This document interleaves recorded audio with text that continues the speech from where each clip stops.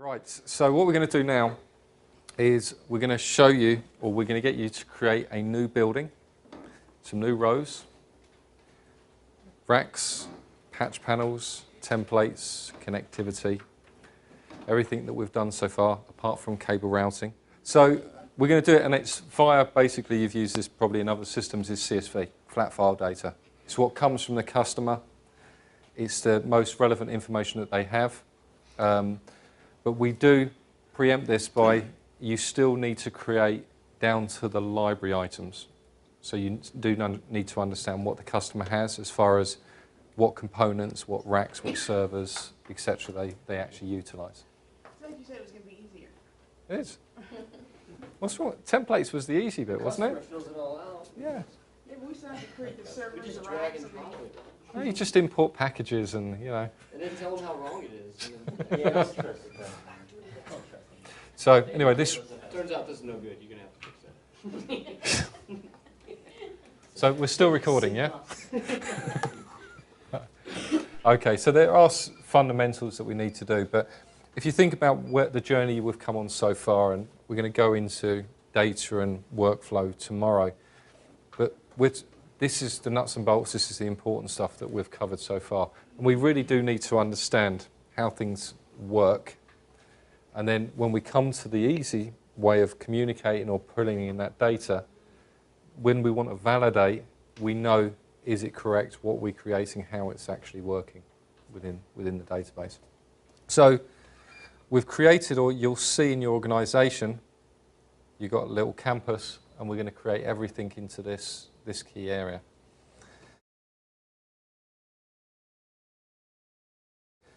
And so what you've had, and you've had for days, and not knowing it, was, well, you knew, is in your training data, we have CSV import. Okay? And these are the files or the formats that we use to import data from the customer. So you do need to manipulate data, you need to convert information. Are we all friendly and happy with Excel spreadsheets? Do we use macros? Okay, so to give you a little example, this was something produced probably 20 years ago or so. And basically, what it did was, I've got some just spurious data that I created, just to show it. Is a customer gives you a spreadsheet of information. They give you the key metrics, the key information. If you know macros and you know Excel spreadsheet, all we have to do is, or what we ask for the customer is, can we have it in a common format? So whatever the information the customer provides, try and get them to get it in rows and columns of information that's useful to you. I know you're not going to get it 100% a lot of the time, but as long as the same data or the similar data is in the same format, what we can do, and this is one of the things I created with macros, is that you can take those columns and rows and etc. of information, and if I switch my macros on, very simply twist, manipulate and convert that information into a file that can be utilized to push information straight into iTracks. Okay? So the key thing there is common, yeah, or consistent information. The customer, you want to get them away from their spreadsheet as soon as possible. You want them in this machine. Even if you haven't done a 3D modeling or such like, you just want their information. You want to gather it and show the relevance of their data. So I've got some various examples of macros that I've taken different pieces of data, brought it all together, and then flushed it out and pushed it out into flat format. But the elements that we use, let me just close these down, is a spreadsheet that you'll see here, which is CSV import template. And this, and we've even simplified it even more, is that for each element, we can create different pieces of information. So we don't create one spreadsheet and try and create everything all in one. We create them in layers as we've been doing through the processes, but we're doing it from a flat perspective. So the first one, which is basic, what this allows us to do, and it tells you where items must be present, is it creates hierarchy. So from your spreadsheet, and I'll give you examples of these and we'll step through these to show you. So the first one is basically create a hierarchy of locations and elements within my database, and so that I can work with that. Now, you know from your experience, it's quite simple to create that hierarchy within iTracks, and it probably may be easier for you to do it within the core platform, but you can do it via fat files. Then what we have the ability to do is to create rows. So within our building shell, when we created our rows within our floor plate, we actually said, we create the rows and we said they're 2 tiles wide by 5 tiles deep. And we said, and we moved them into position and we stretched them and we converted them and twisted them around. Within this spreadsheet, what we can actually do is define the tile units of each row. We can say from our X and Y coordinates where they are within my room. So again, simplifying it, we can do it from flat information. So if the customer's got a CAD plan or other relevant information, we can place that in there. And then the final one there, we can actually twist the row around to say what's front, back, top and bottom. Enclosures. What we can do is say in our location and in this row, so our row would be the parent, we want to create an object or an enclosure, but we're going to create it from a library item. So if we've created a library item and we've predefined the cabinet with its cable management, with its power strips, with its servers, we can just take that blob that we spent time creating earlier and say, right, create that 10 times, create that 20 times. So the CSV is taking all the knowledge that you have and the pre-configuration, and it's just going to make it very simple for you to take the customer information and say, well, in this row, in cabinet positions 1, 2, 3, and 4, there's these cabinets. In 4, 5, 6, and 7, there's these cabinets. And the system will actually create from those library items those components. Then, as we go down to the granularity, the next area is panels. So we're now going to create our servers, our patch panels, our routers, and again, it's creating it from a library item, from a component, and then we can say, when we place it in our rack, what U does it actually sit and reside in? Rather than us placing it on top of the rack and then moving it out and down, we're simplifying the process. We can tell the system, as we import, where we want it. Do we want it in the front or the rear of the rack? Okay. And then we can go all the way down to the individual modules from library items. So the plugins that we created, so we don't have to create those. We can use those. We can do the power side, and we can do the data connectivity. So with these two, this creates connectivity from and to items. So where before we were doing it by drag and drop connect, you can still do that if you prefer and you feel that that's a quicker way of doing it. If not, we can take the spreadsheet and say, from this panel and this punch down, connect to this panel and this punch down. And very quickly it creates that information. And then the final one, so that's the data side, is the data stores. So against any object, we can say, find this asset, this cabinet, this rack, and take all of our customer data and throw in all of the information and data stores from a flat file. And we're going to cover that a bit more as we go through data tomorrow. Okay. So those are the key elements of building our infrastructure. The final one we'll go through, but we're also going to, that's going to be our last bit of today, is auto numbering or renaming. As we found when we copied panels around from our library items, ports and positions, it used the library name. Yep. So it took the library name and the contained items names. the problem with that, if you're trying to do connectivity, if you've got 20 servers in a rack, they're all going to be named the same.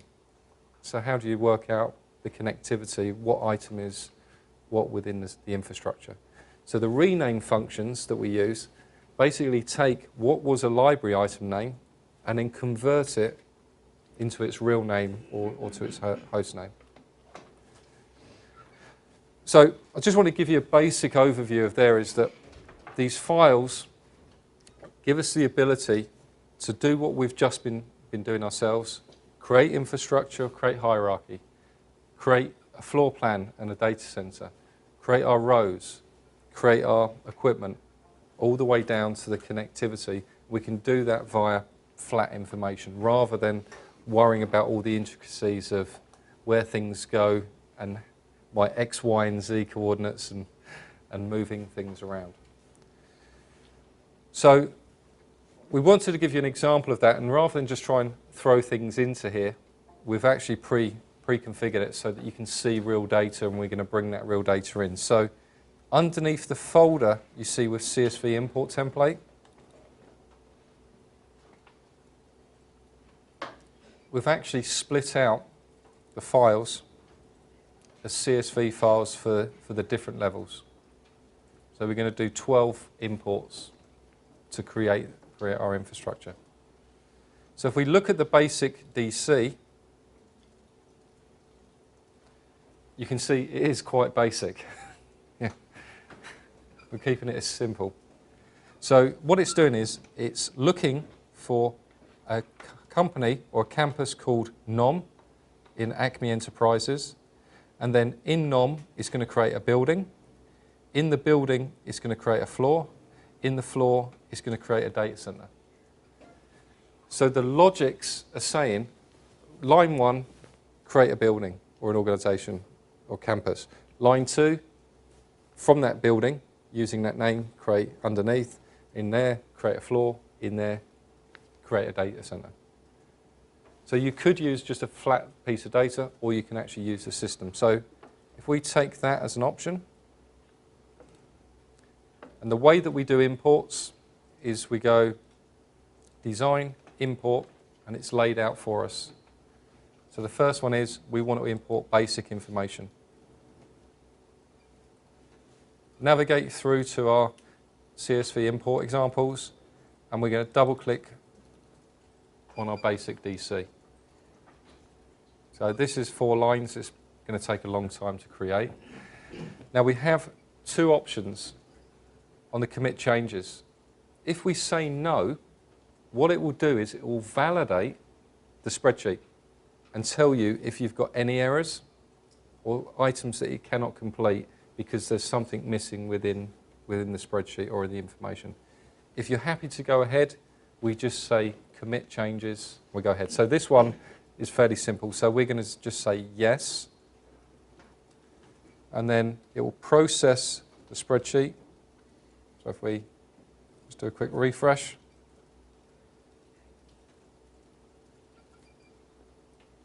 that highly complex spreadsheet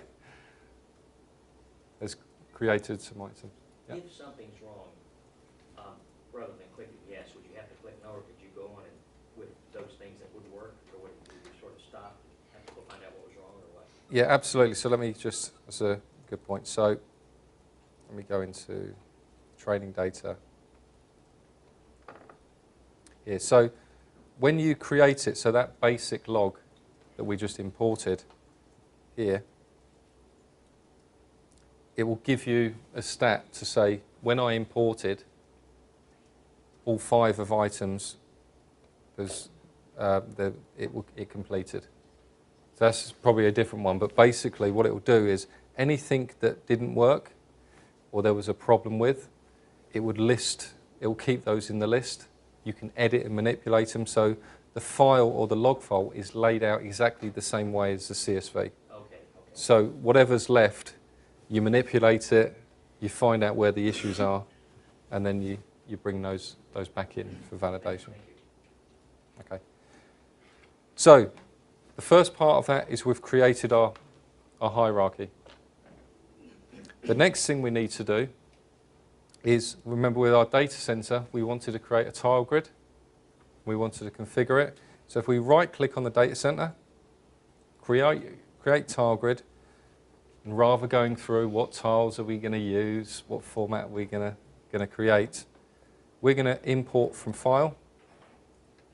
And in CSV import examples, there's a DC grid.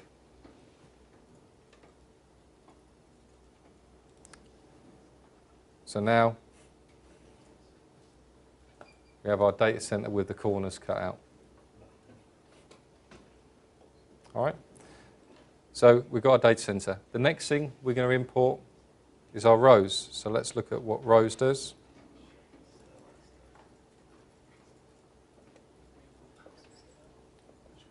So very simply, the rows that is created here, we give the rows a name.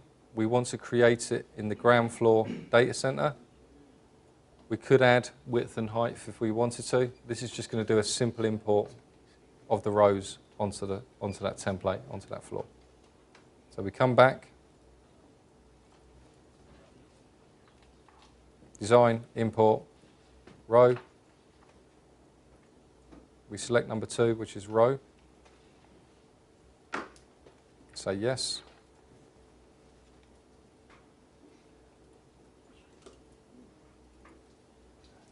And that creates, again, very simply, rows. But this is a small data center. If you've got a large data center, obviously it's going to save you time and positioning. Okay. So once we've got the row, the next element we want to put in is enclosure. So let's look at the enclosure spreadsheet.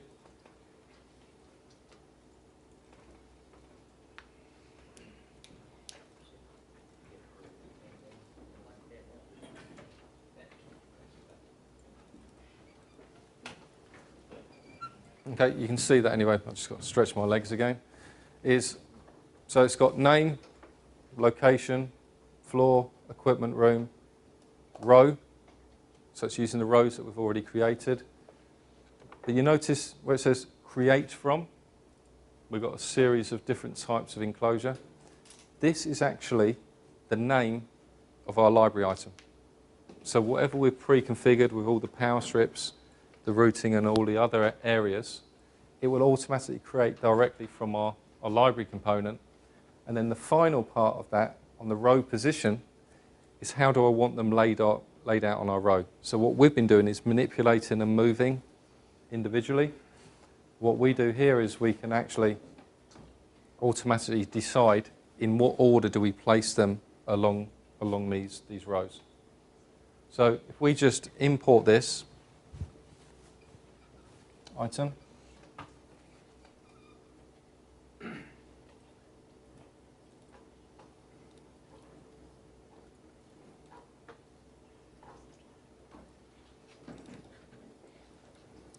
now this one's going to take longer because what it's actually doing is it's copying the elements out of our library items and placing them onto our rows. So the way that we can see the status is down the bottom here, we've got 2 little icons. One is switch view states, but the one next to it is our job queue. So where everything we do any hard loading of data, or we do analytics, or we run reports, it will actually process it here in the job queue viewer. Now, if you're impatient like myself, is you can watch the information being created as the system goes through.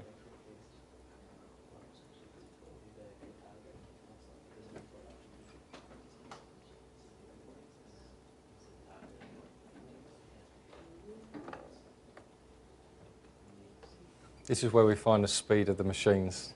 You know, these Alienwares have probably done it yesterday.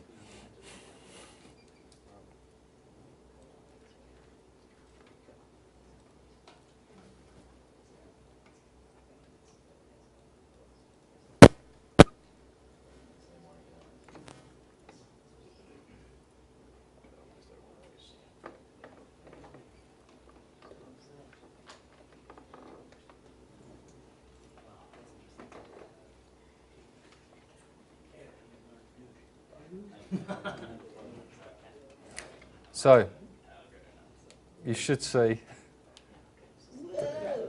we can move the whole rows like so if we wanted to. But it's actually created as a bonus all the cable routes as well.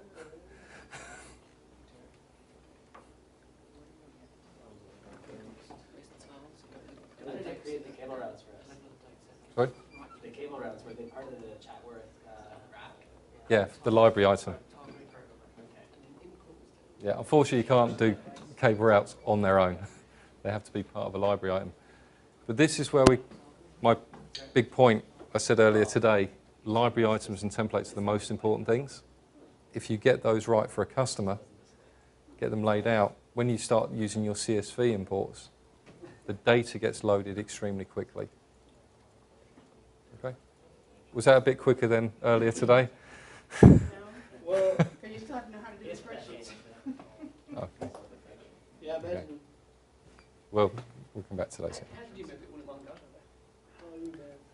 Right, a few questions. So the first one is how do we do the spreadsheet? So let's go back to that one.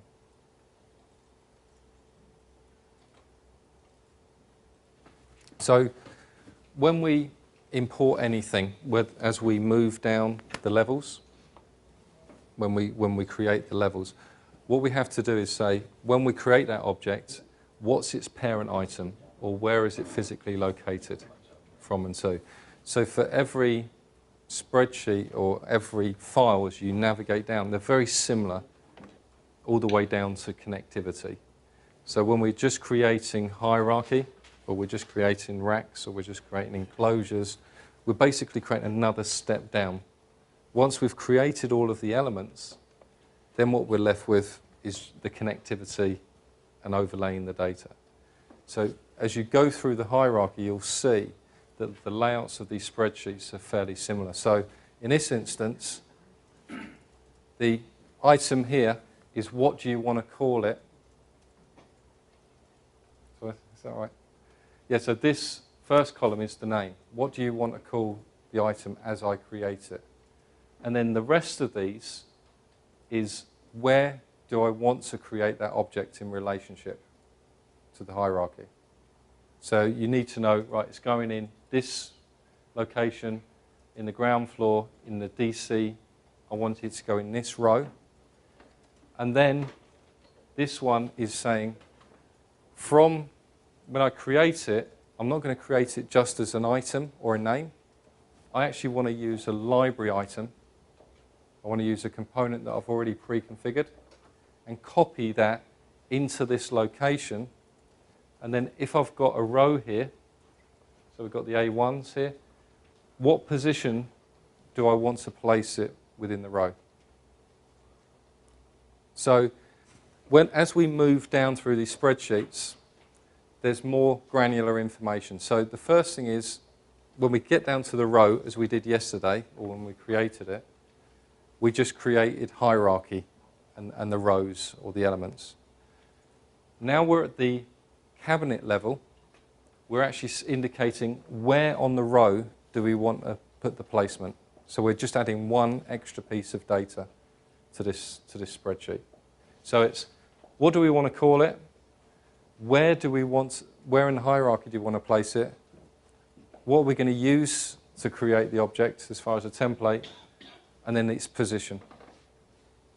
So the spreadsheets basically are using the library items. So if we look at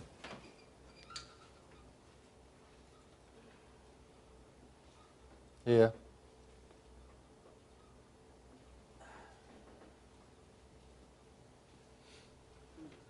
it's using these names. So it's using that template item. If I can click on the item here.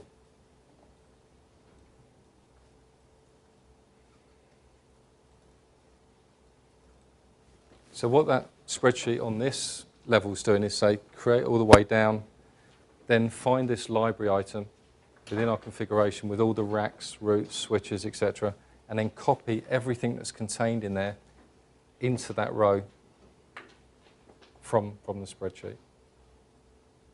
Does that make sense? Or so? Yeah, I was thinking the basic one you showed us where you're setting up all the macros and stuff. But that, it doesn't matter. It doesn't Oh, no, yeah. My apologies. Sorry, that's my fault. The macro one is one of the things for cleaning this data up, and sometimes we ask the customer and say to the customer, can we have your data in our format? And what you basically is that thing of the customer has bought a product that's going to take and manage their data. And the first thing you ask them to is, can you put all your data you've currently got in a format that we can use? And that's a difficult conversation. So what we try and do is twist, my apologies. What we try and do is twist that conversation and say, what data do you currently have? Can you provide samples so we can review? Or do you have a standard configuration of data? Or can you, if you've got spreadsheets, is there any chance you can put it in a format that's just common that you can explain to us? Because, and then explain, if you put columns in different rows or you use different naming conventions, we're going to have it's going to cause us more time. You're not going to see the data in your system until we have it. So my apologies for I should have shown that at the end, but this is, oh, that's not the one. That's really complex, that one. But the one that I showed you earlier is this basically says if we can get them to bring data in a certain format, a certain configuration that's standard, we can then set up little macros that manipulate the information and then put it in a format that we can bring in. It's going to make our lives simpler. But it was my fault for not explaining myself, is that what we've done in the past is to build it quickly. We say to the customer, oh, put it in our format. If you put it in our format, we can build it for you. And the customer's just spent £3 million or £1 million on a system to manage their data. You know, the first thing you do is, we want you to convert everything you've currently got into a format so that we can convert everything you've got into another format. So it's consistency of data. That's all I was just trying to get over on there. Quick question before we move on. The rows, there's a way to orient the rows. Like there's a column that says orientation for the rows, but what do you put in there to actually flip the row 180 degrees? It will be top, yeah, so top, bottom, yeah. So if we go back to the, Because nothing's in those right now. It's just curious. we just go back to row. Yeah, and your XY is Top, bottom, left, right. Yeah. Is that XY is in there too? And that would position it, because right now when they put them in, they show up outside the floor. That would put it on the grid. Yeah. So in this simple example, we haven't added those values. We just put them outside. But basically, width and height is the size of the row. X and Y is the position. And then orientation is top, middle, bottom. And then when you come to the enclosure, yeah, you create If that. you move the row, the racks will follow? Yep. So that was the next question. My apologies is, if I come back here, and that's why sometimes we're not worried about it, because if you try and the example I'll give here is that you import your rows and then you spend time looking at the CAD drawing, counting out left and right and size. It takes you a while, to do that. And then you put that in a spreadsheet to import. So if you've got a big spreadsheet or big information or the customer has it, fine. But if you place the item here, this is the row. Everything that was created on that row, I can actually move and rotate around and place within my infrastructure. So the conversation we had, the question we had yesterday about do the cabinets know who their neighbours are? Mm-hmm. Well, on the import sheet, you were saying position 1, position 2, position 3. If we brought that data into a data store, we would then be able to know, as long as it was imported, who their neighbours are. Yeah. So if you were going to provide, if you wanted to extract automatically that and my neighbours, in theory, we'd be able to get decrement, increment by 1 and bring those with them. If that's something that... Yep. So basically what you do is you add that as you said, a data store. So as you're creating a file, Yeah. You just add that as a value, Yeah. or copy it up, or whatever Yeah, it may be, and it'll be there. Can you add spacings to your input? No, spacings we can't do, but I wanted to cover that off as a separate entity. But what it will do is it will block them in order. So what it does is it uses, remember we said about the grey area? It uses this as the front edge, the front right, and then it creates the objects from that position. So if you think about if you're creating from the library items, we've got a tool which I'm going to go through, is that what you can then do is say, take this data, we want to space each of these items by 100 millimeters or 4 inches or whatever it may be, or we want to do the 1 to 8, 8 to 1. You can do all of those afterwards. The thing of bulk load or CSV is to try and get as much information into the system. It's quicker to do the build via a flat file, and it's quicker within iTracks to, like we just said with the tiles, move those items around. Okay. Okay, so we did the one rack. Let's close that down. And then in our example, we've also got PDUs that we're actually going to create in the other racks as well. So we're going to import this one. So this is another rack level or enclosure level.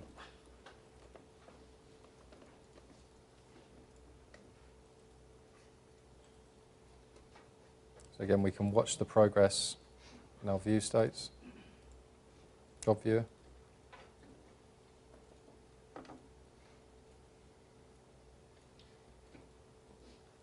What happens if you import it under the wrong class? It's creating these from library items. So if you tried to import a basic with the RGB information, it just wouldn't run? No. Okay. Yeah, it will say creation rules won't allow this object to be created. So if we now do a refresh,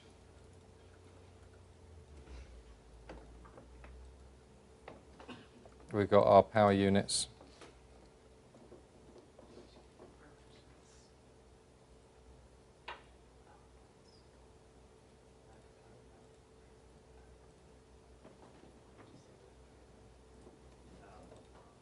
What's RPP stand for?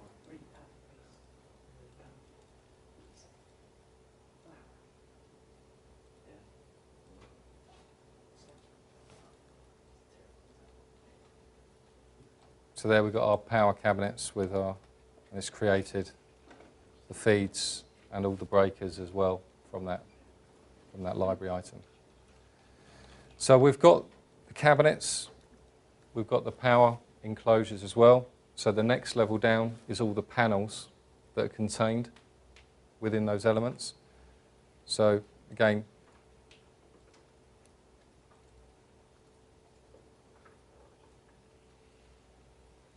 brain's not working.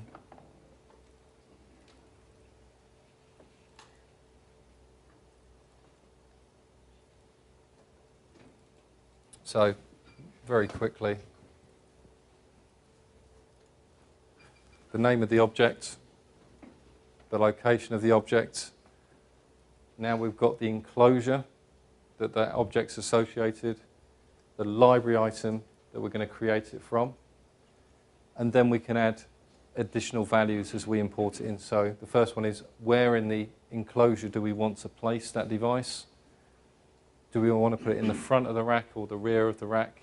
And then these 3 other items are just data store values or information that we just want to populate against those items as well.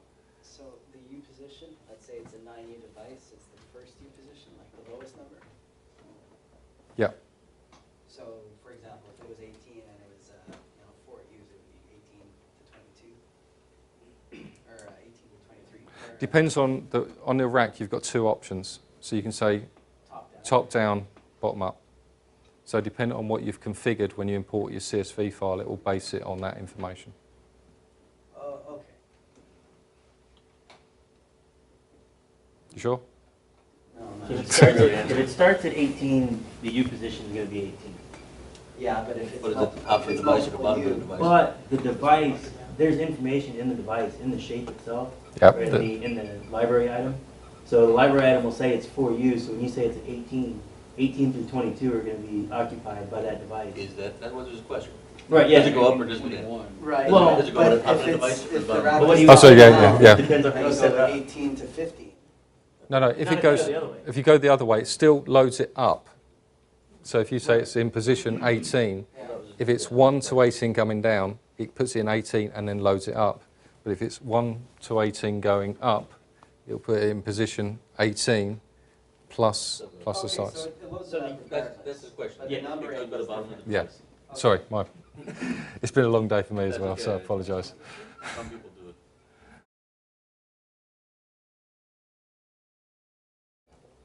The way I would do that is the import of the files is via flat file CSV. So CSV have no intelligence, so you can't do that. But if you set up a pre-configured Excel spreadsheet with macros, what you can do is you can do a pick-off list. So you can export all the library item data into a list and then say when you go to that column, select off the items that we have. We couldn't do it where it links directly into the database. Well, that's okay, though. It would be Relatively easy an to extraction. Bring that in. It will fail. Okay, it will fail only when you try to import it, or will it? When you can validate. Right, depending on what you're switching, you can override, right? Yeah. So you can use this to modify as well. I'm sorry, what I was going to ask though was, does this have the intelligence to tell me in advance that it's going to fail? It's just a flat shopping list. When I get ready to import it, then I will find out. Yeah. Because in the databases, the iTrax bit is probably going to be off-site somewhere before this person's done their thing, and it's just a flat file. Important to know that. So it would show up in a log, and that log would tell you that it didn't Yeah. get out? Yeah, so what will happen is if something failed along this list, basically in the log file, I might have one of the log files that's got that information into it. Let me just see it here.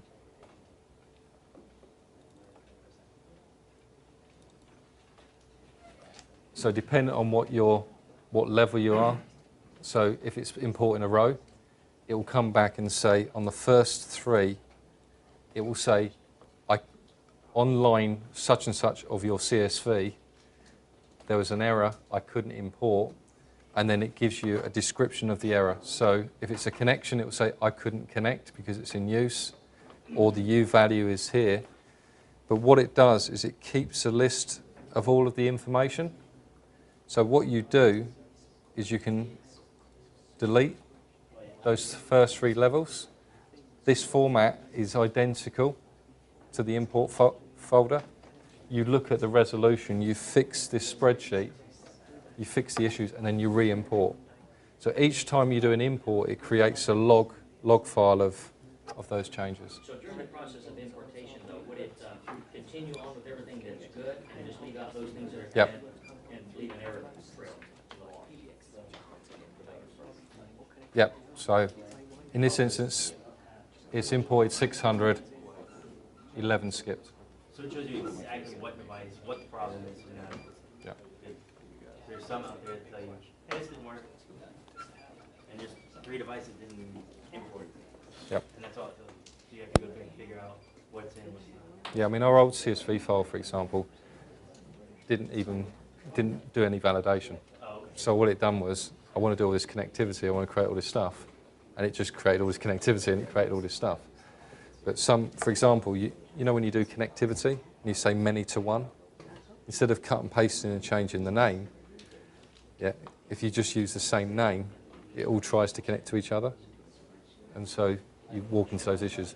But that's one of the things we've done with these spreadsheets is, if you say validate, if you say when you do import, and you say no, it won't import anything, but then it will come back with a list of items and say, if I went ahead, everything's going to work. Or if I go ahead, there's going to be these failures. Do you still want to import? So you may turn around and say, well, I'm going to import anyway, and then fix these 11 items afterwards. Yeah. But the nice thing that we've also done in the spreadsheet is that we've also kept the same integrity in the same format. So once we've fixed these errors, all you have to do is delete those 3 columns. It's exactly the same format as before. You save it, import it, and then it will pass it through. So it's quite a slick way of doing it, but to the point that Daryl was saying is that we all know it's a flat file. It's just a spreadsheet. If you start getting into the realms of if I select this, then this will happen, you're basically using a database. Yeah, so we just want to make it as simple as possible. Okay. So if we go through and import those panels, so we can import the panels for the racks. But you see we've got 2 imports for panels. We can actually create multiple items and import them at the same time. So I can import panels, and I'm going to import the switches, the 6509s.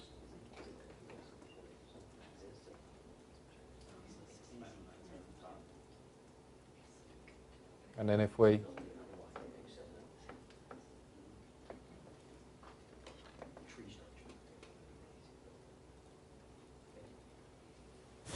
So we're going to, I just imported the 2 panels. Yeah. So one which is the servers and the other one which is the switches. So you can carry on, you can see the time it's taking. So I'm going to just step through the other spreadsheets just to give you an idea. And by all means you can run through them as well. Just conscious of your time and what you've been through with me today. Even my brain with those questions is starting to just go off slightly askew. I apologise. But if we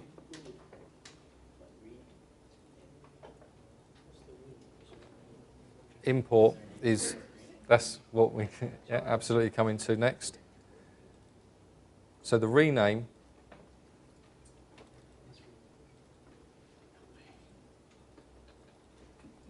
is you can go down and say in these enclosures, find the library item name that we created and then replace it with this new name. So it basically go through all of those switches. So this is one of the biggest things with library items. The problem you have with library items is it just creates generic terminology or generic naming conventions. What you can do with the rename function is go in and say, right, replace all of that information with the new information.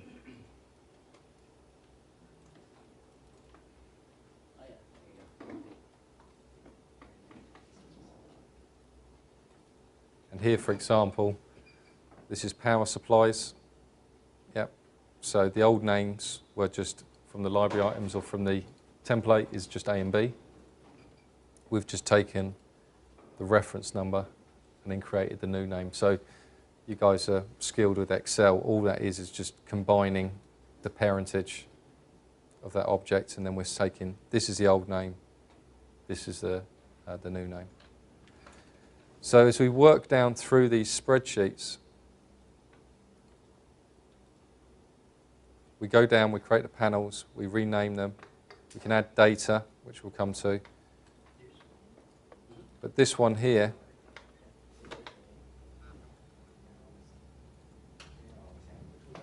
this is the patching one. Yep. There. Yep. Yeah, there's certain levels of the imports, yeah. So you import them in stages, but once all the data's there, then you overlay and then you rename. But the connectivity is, as we did before with connectivity, to say from and to, we do exactly the same with the flat files. We say from and to. So by basically creating these 12 items with your CSV, we can create the entire infrastructure, the components, and the connectivity from this information. But there will be times that you may want to use iTracks to do certain aspects of this.